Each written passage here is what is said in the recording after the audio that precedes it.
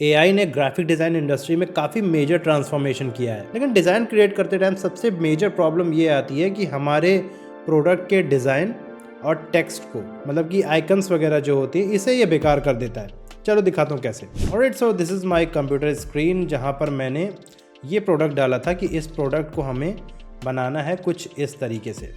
ठीक है, ये मैंने ये रेफरेंस डाला था जो कि मैंने ऑलरेडी बना रखा है कि कैसे ऐसे तरीके के इमेजेस को हम जनरेट कर सकते हैं अपने पर्टिकुलर प्रोडक्ट के लिए। ऊपर आ रहा होगा बटन पे, तो आप क्लिक करके देख सकते हो उसे भी। तो ये पर्टिकुलर प्रॉम्प्ट डालने के बाद हमारा ये इमेज जनरेट करके इसने दिया है।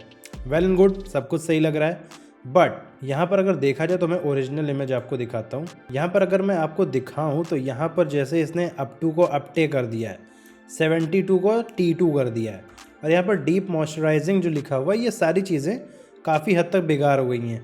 ठीक है, यहाँ पर 72 भी बेकार हो गया है, और यहाँ पर जो ओट एक्सट्रैक्ट लिखा हुआ था वो भी बेकार हो चुका है, बड़े अच्छे तरीके से बेकार हो गया है। और देखो, आप एआई से डिज़ाइन बना रहे हो या किसी और चीज़ से बना रहे हो, आपके क्लाइंट को फ़र्क नहीं पड़ता कि आपने डिज़ाइन कहाँ से बनाया, उसके डिज़ाइन में कोई कमी नहीं होनी चाहिए। And obviously if you are doing professional work तो ऐसी छोटी छोटी मिस्टेक्स होनी नहीं चाहिए, वरना ये आपकी ब्रांड इमेज को काफ़ी हद तक नुकसान पहुंचाती हैं। तो यहाँ पर मैंने डिज़ाइन तो बना लिया है, बट अभी हमें ये सब कुछ सही करना है। ठीक है, यहाँ पर आप देख रहोगे तो मैंने ये सब सही कर रखा है।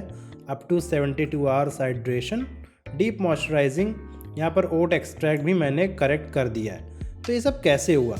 अब देखो, फोटोशॉप के अंदर ये सारी चीज़ें पॉसिबल है, आप सब कुछ कर सकते हो, but how can you do that smartly? देखो, ऐसा काम करने के लिए फोटोशॉप के अंदर हमें 3 टूल सबसे ज़्यादा यूज़ होने वाले हैं। पहला क्लोन स्टैम्प टूल, दूसरा टेक्स्ट टूल, और तीसरा काफ़ी ज़्यादा हद तक फोटोशॉप का इनबिल्ट एआई, क्योंकि आपको ये सारे टूल यूज़ करके अपने ओरिजिनल इमेज से उस पर्टिकुलर पार्ट को यहाँ पर स्टैम्प करना पड़ेगा क्लोन बना के।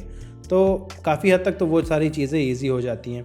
कभी कभी सारी बारीक चीज़ें नहीं हो पाती, वहाँ पर हम लोग टेक्स्ट टूल यूज़ करते हैं। और कलर करेक्ट करते टाइम कभी कभी छोटी छोटी चीज़ें में प्रॉब्लम आ जाती है, तो हम लोग उसे एआई के थ्रू करेक्ट करते हैं। अब वो अगर आपका क्रैक वर्जन है तो प्रॉब्लम हो सकती है, but if you have basics done और आपने फ़ोटोशॉप को अच्छे से मास्टर किया है तो जुगाड़ लगा के आप काम कर लोगे। चलो देखते हैं हम लोग कैसे इन 3 टूल को यूज़ करके यहाँ पर बनाएंगे। देखो, यहाँ पर जब मैंने पहले जनरेट किया था तो ये कुछ ऐसा आ रहा था।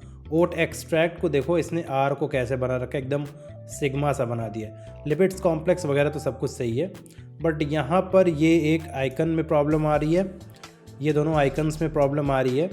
ये जो टेक्स्ट लिखा हुआ है deep moisturising, that has also been ruptured. And यहाँ पर अप टू 72 आवर्स हाइड्रेशन जो लिखा हुआ है, इसमें भी काफ़ी हद तक कमी है। यहाँ पर 100 ग्राम लिखा हुआ है, ये सब कुछ सही लग रहा है मुझे, सब कुछ सही है। वैसे अगर उसमें प्रॉब्लम हो तो उसको भी हम लोग कर सकते हैं। अब देखो, प्रॉब्लम ये नहीं है कि कमी है, इसको ठीक करना है। प्रॉब्लम ये है, ये जो कलर का शेड इसने बनाया ना, इस साइड में डार्क, इस साइड पे लाइट, इसके अकॉर्डिंग हमें अपने सारी चीज़ों को मैनेज करना है। अब यहाँ पर वैसे सिंपल सा टेक्स्ट है नहीं ऐसा कुछ कि हम लोग ने डाल दिया और काम हो गया। हम लोग को सिचुएशन के अकॉर्डिंग टेक्स्ट को कभी कभी वार्प भी करना पड़ेगा, सिचुएशन के अकॉर्डिंग हम लोग को टेक्स्ट को ब्लेंड भी करना पड़ेगा, और यहाँ पर हम लोग को बहुत सारी चीज़ें करनी पड़ेंगी, डिपेंड्स अपॉन सिचुएशन। अभी के लिए क्या करते हैं, देखो मैं क्या करूँगा, अपना ओरिजिनल प्रोडक्ट यहाँ पर ले आऊँगा। ठीक है, अब इसके बैकग्राउंड वगैरह को मैं रिमूव कर देता हूँ अभी के लिए। क्यों? क्योंकि ज़रूरत नहीं है फालतू में यहाँ पर क्यों रखना। और इसको मैं एग्जैक्ट इसके साइज़ का कर दूँगा कुछ ऐसे। ठीक है, अब आपका खुद का भी तरीका हो सकता है, बट मैं कैसे करता हूँ वो मैं आपको बताता हूँ। ठीक है, कुछ ऐसे रख देंगे ना, इसको इसके पैरेलल पे आप रखो। ठीक है, पैरेलल पे रखने का, और फिर हम लोग लेंगे क्लोन स्टैम्प टूल, इसको सेलेक्ट कर लेंगे हम लोग। यहाँ से लेंगे क्लोन स्टैम्प टूल, एंड यहाँ पर मैं ऐसे एक बार क्लिक करूँगा जिससे कि हमारा ये स्टैम्प बन करके हमारे पास आ जाए। ठीक है, अब आप सॉलिड भी कर सकते हो, छोटा बड़ा भी कर सकते हो। तो ऐसे कुछ रखेंगे, एंड इसी इमेज के ऊपर मैं जाऊंगा, लेट मी शो यू, एक नया लेयर लेंगे एंड उस पर जाकर के ऐसे हम लोग बना देंगे समथिंग लाइक दैट, ऐसे। ठीक है, मेक श्योर कि आप लेयर पर काम अच्छे से कर रहे हो। आपको सैंपल इस पर्टिकुलर लेयर से लेना है, इस प्रोडक्ट के लेयर से एकदम सेंटर पे, एंड पेस्ट आपको दूसरी लेयर पे करना पड़ेगा। यहाँ पर आपको पेस्ट करना है कुछ ऐसे। ऑलराइट, तो ये दोनों चीज़ें तो हमने कर दिया। देखो यहाँ पर कैसे ये बेकार सा था, हम लोग ने इसे करेक्ट कर दिया, तो ये हमारा करेक्ट हो गया है। अभी क्या है, हम लोग को टेक्स्ट को मैनेज करना है। ठीक है, टेक्स्ट मैनेज करने के लिए यहाँ पर देखो 2-3 चीज़ें हैं।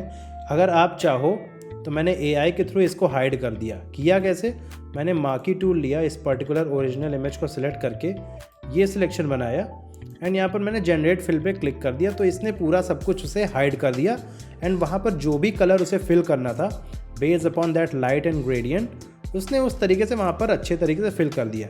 अभी एक काम आप कर सकते हो, यहाँ पर देखो सिंपल सा एक सैंस सेरिफ फॉन्ट है, तो इफ़ यू वांट तो आप डायरेक्टली भी यहाँ पर टाइप करके उसे काम चला सकते हो इस तरीके से, कुछ जैसे मैंने यहाँ पर किया था एंड वो चीज़ें उसने हाइड कर दी थी, तो ऐसा कुछ ये हो गया था। बट अगर नहीं हो पा रहा है, आप नहीं कर पा रहे हो, तो क्लोन स्टैम्प टूल है ना, हम लोग सिंपली लेंगे clone stamp tool once again, original image पर जाएंगे, इसको इस तरीके से हम लोग स्टैम्प बनाएंगे लाइक दैट एंड फिर दूसरी लेयर पर आएंगे, उसी के ऊपर हम लोग सेकेंड लेयर लेंगे। ओके, ऐसे कुछ एंड इस तरीके से हम लोग यहाँ पर उसे पेस्ट करते जाएंगे। ऑलराइट, यहाँ पर भी मैं कुछ इस तरीके से रखूँगा। अभी देखो बहुत सारी चीज़ें यहाँ पर बेकार हो गई हैं, बट हमें उसे मैनेज करना पड़ेगा। अभी एक काम करो, आप इसे मास्क करेंगे and let's suppose black colour है एंड जो भी यहाँ पर बेकार सा पार्ट है ना, उसे हम लोग सही कर देंगे। बी प्रेस करेंगे जिससे कि हमारा ब्रश टूल आ जाए एंड मैं ऐसे यहाँ पर इसे इरेज कर दूँगा। बहुत सारे तरीके, देखो आपको प्रोडक्ट को यहाँ पर नहीं बनाना है, अपने डिज़ाइन को इस तरीके से बनाना है कि वो प्रोडक्ट का पार्ट लगे। ठीक है, यहाँ पर मैं इसे इस तरीके से हाइड कर दूंगा। देखो बेसिक्स तो काम आएंगे आपको, जो भी आपने फ़ोटोशॉप के बेसिक्स मास्टर किए ना, वो सब कुछ काम आएगा, वो बेकार नहीं गया है। AI बस उसे थोड़ा सा ईजी करना है, बाकी काम सारे आपको वही सारे करने हैं। इफ़ यू कैन सी, तो यहाँ पर वो इम्पैक्ट आने लगा है धीरे धीरे। ठीक है, मैं थोड़ा सा टाइम लगा करके कर देता हूँ अच्छे से। ऑल राइट, तो ये कुछ इस तरीके से हो गया है। ठीक है, अभी देखो, अभी मुझे इसको थोड़ा सा मर्ज करना है अपने पर्टिकुलर इमेज के अकॉर्डिंग, तो इसको सिलेक्ट करेंगे हम लोग, डबल क्लिक करके इस पर मैं चला जाऊंगा इसके ब्लेंडिंग ऑप्शन पे एंड ऑल्ट होल्ड करके इस स्लाइडर को मैं इधर तरफ थोड़ा सा स्लाइड करूंगा, जिससे कि थोड़ा सा लाइट हो जाए एंड उसके अकॉर्डिंग ये हो जाए। अभी अगर मैं सही से और करने बैठूँ ना, तो थोड़ा सा और टाइम लगा करके और अच्छे से मैं कर सकता हूँ, बट अभी के लिए मुझे सही लग रहा है। यहाँ पर जो एक्सट्रैक्ट लिखा हुआ है उसको भी मैंने ऑलरेडी इस तरीके से कर रखा है, तो आपको मैं दिखा दूँ। यहाँ पर मैंने क्लोन स्टैम्प ही कर रखा था और इस पर मैंने ये कलर अप्लाई कर रखा है। बहुत ज़्यादा लाइट हो रहा था, इसलिए मैंने ये कलर इस पर क्लिप कर दिया है कुछ इस तरीके से।